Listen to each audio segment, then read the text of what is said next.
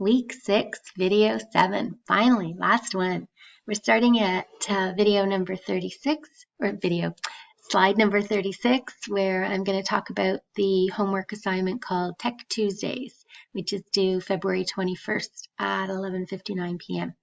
So you have two options for this assignment. You can choose the one that appeals to you the most.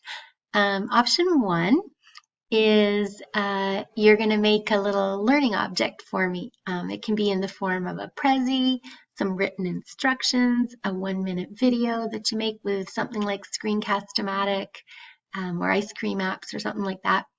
And what's going to happen is you're going to prepare this little instruction thing. You're going to teach us how to do something. So like I said, at Thorough Public Library, they have Tech Tuesdays on the first Tuesday of the month, and that's where each month one person is invited to teach the rest of the staff how to do something. And whatever they teach, it's either recorded or posted in a database so that new hires or staff can refer to it to remind them how to use that piece of technology. So, like I said, Emily at Thorough Public Library is asking Sally Sue, the new hire, to review some of those past presentations so she can learn how to use some different pieces of technology that the staff at Thorough use.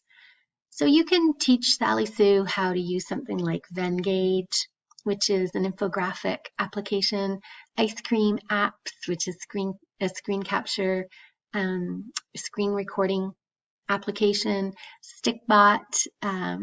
It can be anything. Just don't make this over complex. My goal is that you create instructions that are accessible. So like that slide, the previous slide said, one size does not fit all. So make sure that if you make a recording, that maybe it's closed captioned, that even though there is verbal communication in it, that there's also images that walk through how to do something. Make sure the information is clear. So the less you say, the better. It's when you don't want to overwhelm the person that's watching with too much information. So that's what I'm looking for. So that's option 1. Option 2 is completely different. We're talking about orientations in this one. So you can make an annotated bibliography to help Emily with her staff orientation checklist. So it's gone missing. So she can't remember what kinds of things she should include on a staff orientation list. So you can use one of the business databases at the library I'm suggesting to find some sources that are credible, relevant, and authoritative, just like you're going to have to do for your annotated bibliography for the final assignment, and cite them in APA. That's what I'm going to be assessing you on. Are they credible? Are they relevant? And are they authoritative?